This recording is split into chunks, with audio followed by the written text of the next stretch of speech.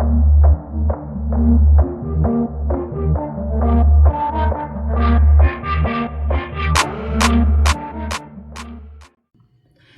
know what I wish? I wish I was one of those people who could create from a place of sorrow.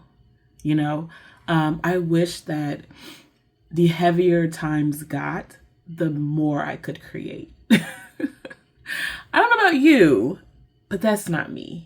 I can't do it. I really can't. When I'm sad, when I'm down in the dumps, it's so hard for me to like break through that and create.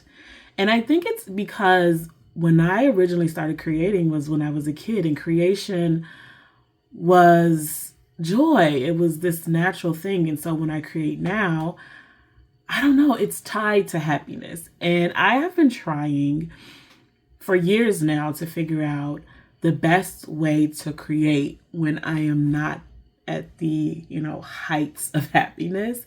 Because especially now that I am, working for myself, full-time author, things have to get done. And as I'm recording this, I have at least 4 projects that are simply not moving because I simply am not in the mindset to where I can happily create. And so I am trying to work through that, right? Currently, I'm dealing with mourning, grief, the loss of a loved one. And then obviously the world is on fire, if you haven't noticed. And there's just like a lot of stress. I'm an adult, I'm a mother, I'm a provider. Like all of those things come together and they kind of pile on, right? And for me, someone who requires this happy space in order to create, that can be very difficult to navigate. And so I am looking for and even creating tools for myself that help me get to a place where I can create. Now, in bringing that up, I want to mention this. This is a journal. I mean, it has a pretty cover, but it's just a journal.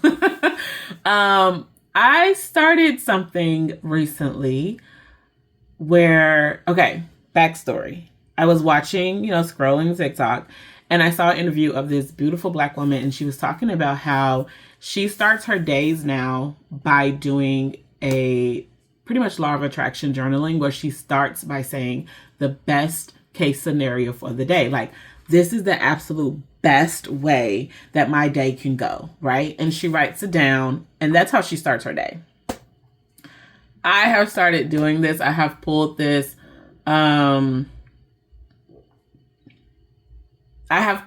practice into my own as a way, again, to kind of trick my brain right now, because I am not in the happiest of states. But what I have noticed is by doing this, by taking a few minutes and sitting down every day, I'm not going to show y'all what I wrote in here, but I wrote some stuff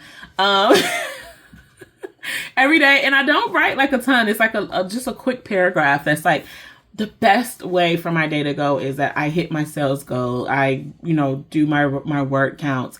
I get up and I move my body because I am trying to start prioritizing. I am prioritizing my physical, mental, emotional health right now above everything else, right? Like, if I'm not okay, nothing is okay, right? So this little tool, this little input in my day, starting my days off every morning by doing this has made such a huge difference, right? Because I don't know what it is. It rewires the brain. And I love to have tools and tricks up my sleeve, like coping mechanisms, because one of the things I have a problem with is ruminating, right? I'm someone who I will remember something that happened when I was 7 years old, and it will like completely derail my day, right? And I'll just be thinking about it and have to stop and like, there's a mantra that I tell myself, like I say it out loud to remind myself, like, who are you now? Does this even matter? Like, get back in the moment. And things like that help me, because I recently found out that my brain is wired different. I am neurodivergent.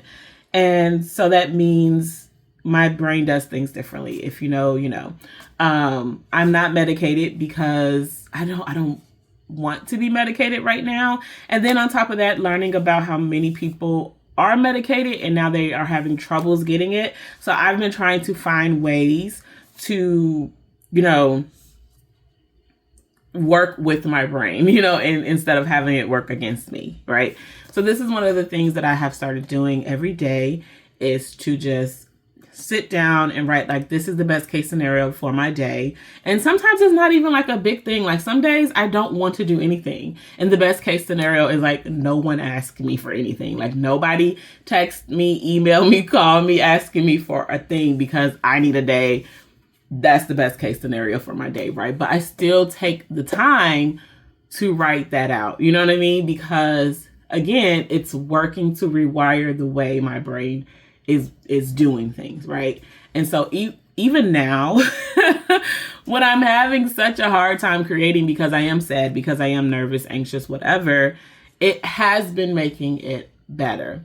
One of the other things that I've been doing is talking to my characters, and that makes me sound a little nutty, I know.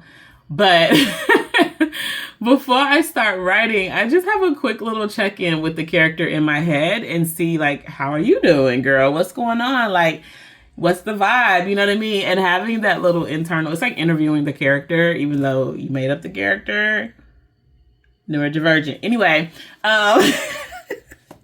so having that little moment of like chatter with the character before I sit down and write and say, okay, girl, how you feeling about this scene we about to walk into? Like, what's your mood? What's your motivation? And I think a lot of writers do this, right? It's like you familiarize yourself with the scene, but instead of me like working it out in a notebook or something, I'm just having a conversation with the main character or whoever is the main focal point of that scene before I start writing it. And it puts me in this place of like imagination, right? Where I am that little girl again. I'm that little Jessica who just made up stories that made her happy, right? Like it puts me back in that happy space. So I don't even know if this is going to help anyone. I am just trying to share more of like how I do what I do in my journey, especially now, because I feel like a lot of people have come to me and told me that I'm a motivation for them. Like I've inspired them to do. And so I just want to share more of that with you guys. And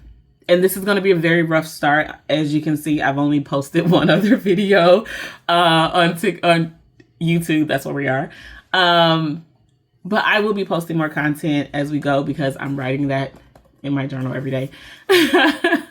Being more intentional about sharing the journey. And I think that's what my YouTube will be dedicated to, is more so finding ways to healthily do what we do. Because I think a lot of us, we don't focus on the health. We don't focus on the mental care. We don't really take care of ourselves in the way that we should. And so I really want to use this platform anyway to focus on that. And yeah, there'll be other fun things, but I think the tying theme will be taking care of yourself as you do this thing we call authoring. You know what I mean? And hopefully I can continue to inspire people and motivate you to do exactly what it is you want to do. Because I feel like, especially now in these times, we need to take care of ourselves. We need to focus on our health and our happiness. And we need to just find joy. And so that's what I am going to be doing and focusing on this platform. So, and I'm also going to get better at like long form content talking, because I feel like I kind of ramble sometimes, and that's what I'm doing right now. So I'm going to wrap it up. So thank you for checking out this. If you like the idea of this, please do it. I really wish I could find the original video. It was one of those things that I scrolled by and I didn't favorite it. I didn't save it. But all credits to that woman who was talking about, she was being interviewed and she said, this is the way she starts her day. And ever since I've started doing it, it has helped me tremendously. So, all right.